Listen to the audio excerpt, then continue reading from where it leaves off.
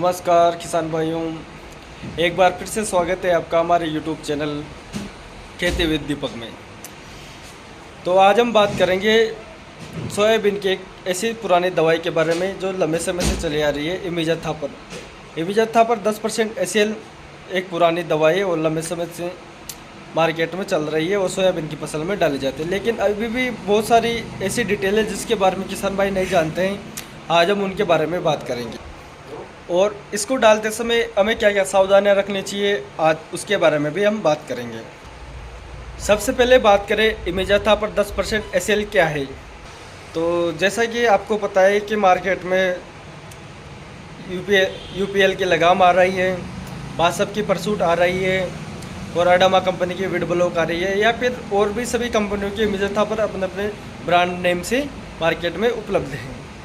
जो इमिजाथापर 10% एसएल है, इसमें एसएल का मतलब होता है सोल्यूबल लिक्विड। इसमें नॉर्मली जो सोल्यूबल होता है उसको लिक्विड में सोल किया गया है और उसके साथ में अलग अलग प्रोडक्ट दिया गया है। जैसे हम इमिजाथापर 10% एसएल के डिब्बे को खोलते हैं तो उसमें 3 प्रोडक्ट निकलते हैं। उसमें एक हमारी इमिजाथापर 10% एसएल होती है और एक पाउच होता है अमोनियम सल्फेट का, और उसके साथ में एक गोंद का डब्बा होता है। इन तीनों को मिलाकर हम स्प्रे कर सकते हैं। सोयाबीन में डालने के सही समय की बात कर रहे हैं तो सोयाबीन की फसल में इमिजाथापर 10% एसएल को डालने का सही समय होता है लगभग 15 दिन से 25 दिन की। जब अपनी सोयाबीन की फसल होती है आप उस समय इसको डाल सकते हैं। या फिर बात करें कि जब हमारा खरपतवार 2 से 3 पत्ते का होता है, आप उस समय भी इमिजाथापर 10% एसएल को डाल सकते हैं।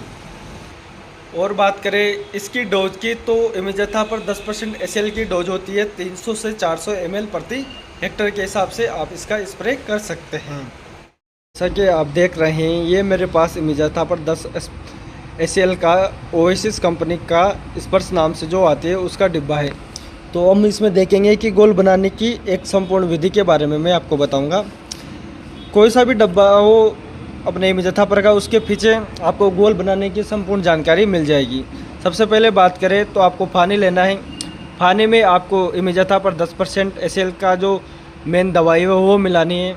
दवाई मिलाने के बाद में आपको उसके अंदर अमोनियम सल्फेट मिलाना है और अमोनियम सल्फेट मिलाने के बाद में सबसे लास्ट में आपको उसमें गोंद मिलाना है। अगर किसान भाई इसको मिलाने में थोड़ी सी गलती कर देते हैं या फिर गोंद को पहले डाल देते हैं तो हमें वैसा रिजल्ट नहीं मिल पाता जैसा कि हम चाहते हैं, या फिर हमें कम रिजल्ट मिलता है या फिर बिल्कुल भी रिजल्ट नहीं मिलता, ऐसा भी हो सकता है।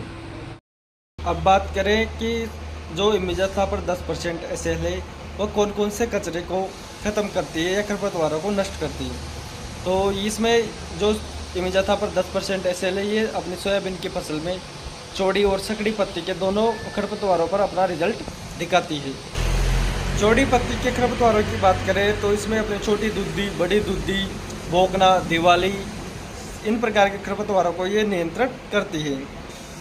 सकड़ी पत्ती की बात करें तो सकड़ी पत्ती में इमिजाथापर 10% एसएल का इतना प्रभावी रिजल्ट हमें देखने को नहीं मिलता है, लेकिन फिर भी जैसे कि मोथा हुआ, मोथा को भी ये कंट्रोल कर लेता है, सांवा को भी कुछ हद तक ये कंट्रोल करता है, मगरा को भी ये कंट्रोल करता है। इसके अलावा अपन बात करें कि हमें इसको डालते समय क्या सावधानियां रखनी चाहिए। तो जैसे कि हमें एक तो गोल अच्छी तरह से बनाना चाहिए, गोल बनाते समय हमें कोई भी गलती नहीं करनी चाहिए। और बात करें इसको डालने के बाद हमारी सोयाबीन को 3 से 4 दिन तक थोड़ा झटका दिखता है, उसमें थोड़ी सी रुकावट दिखती है, प्रकाश संश्लेषण की जो क्रिया है वो रुक जाती है।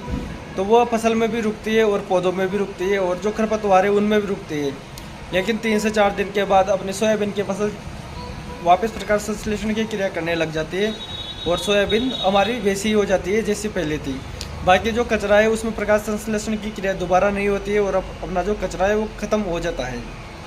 इसके अलावा अपन बात करेंगे इमिजाथापर 10% एसएल के इमिजा में 3 प्रकार की दवाइयाँ आती है। एक तो आती है इमिजाथापर 10% एसएल और एक आती है अपने जो बासप कंपनी की ओडीसी आती है इमिजाथापर 35% और इमिजामैक्स 35%, और एक आते इमिजाथापर 70% तीनों प्रकार की इमेजाओं का रिजल्ट समान है, ऐसा नहीं है कि तीनों का अलग अलग रिजल्ट है। आप तीनों में से कोई से भी उपयोग कर सकते हैं। अगर आपको इमेजा था पर 10% एसएल के बारे में इसके अलावा भी कोई जानकारी चाहिए तो आप हमारे कमेंट बॉक्स में कमेंट कर सकते हैं। अगर हमारे द्वारा दी गई जानकारी आपको अच्छी लगी है तो आप हमारे चैनल को सब्सक्राइब कीजिए ताकि हमारे द्वारा बनाए गए और भी वीडियो आपको मिल सकें। और हमारे चैनल को शेयर भी कीजिए ताकि और भी किसान भाइयों को इसके बारे में जानकारी मिले और वो लाभ उठा सकें।